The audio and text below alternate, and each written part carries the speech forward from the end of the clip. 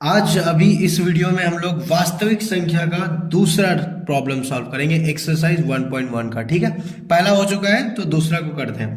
दर्शाइए कि कोई भी धनात्मक विषम पूर्णांक 6q+1 या 6q+3 या 6q+5 के रूप का होता है जहां q कोई पूर्णांक है। मतलब प्रूफ करने बोल रहा है कि धनात्मक विषम पूर्णांक इसके इसके या इसके रूप का होता है। तो चलो सिंपल है, इसमें भी वही लगाएंगे जो पहले पढ़े थे, याद होगा आप लोग को। यूक्लिड विभाजन याद कर लो, यूक्लिड विभाजन एल्गोरिथ्म। चलो यहाँ एल्गोरिथ्म भी लिख लेते हैं। और क्या होता है तो आप लोग को पता है कि भाज्य बराबर भाजक गुना भागफल और फिर प्लस शेष। कितना सिंपल है। अब इसको इंग्लिश में क्या लिखा जाता है, a बराबर BQ+R।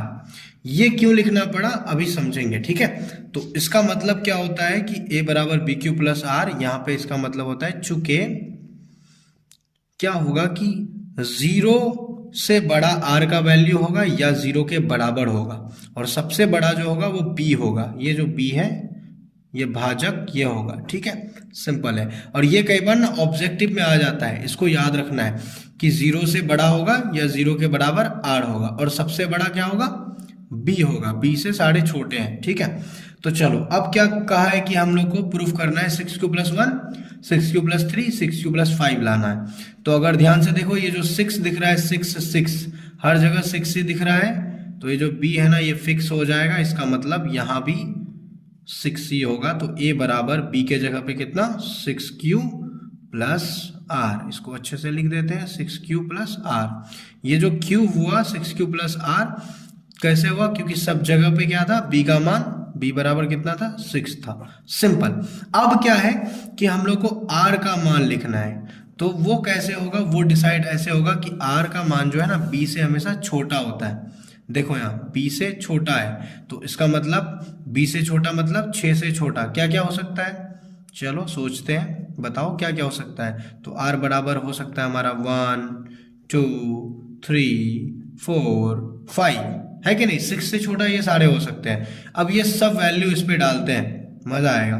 तो a बराबर ये 6q और प्लस, अगर r का मान 1 ले लेंगे, यहाँ पे ब्रैकेट में लिख देते हैं चूंकि r बराबर 1, तो 6q+1 हो गया। दूसरा भी देख लेते हैं, 6q प्लस क्या लेना है हम लोग को, मैथ में देखो जो मैथ में दिया वही लेते हैं, बाकी नहीं लेंगे। 6q+3, तो चलो 6q प्लस यहाँ से 3 भी ले सकते हैं, तो चलो 3 ले लेते हैं जब r का मान 3 मान लेंगे तो। ठीक है, और इसी तरह से a बराबर 6q, अब प्लस वही क्वेश्चन में 6q+5, तो चलो 5 भी ले लेते हैं। देखो 5 भी है ना r का मान, ले लिए। यहाँ भी चूंकि r बराबर 5। अब क्या है कि ये लिखने के बाद कह रहा है कि धनात्मक विषम पूर्णांक के रूप का होता है। तो सिंपल है, यहाँ पे अगर 6q जो है ना, q में किसी का भी मान ले लो, आपका धनात्मक विषम पूर्णांक आएगा। तो ये तो प्रूफ हो गया ऑलरेडी ये मैथ। ठीक है, यहाँ लिख देंगे अतः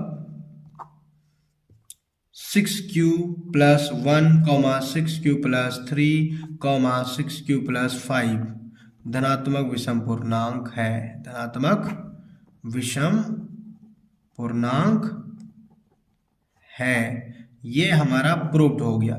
इतना बना देंगे तो इस मैथ में हो जाएगा, कोई दिक्कत वाली बात नहीं।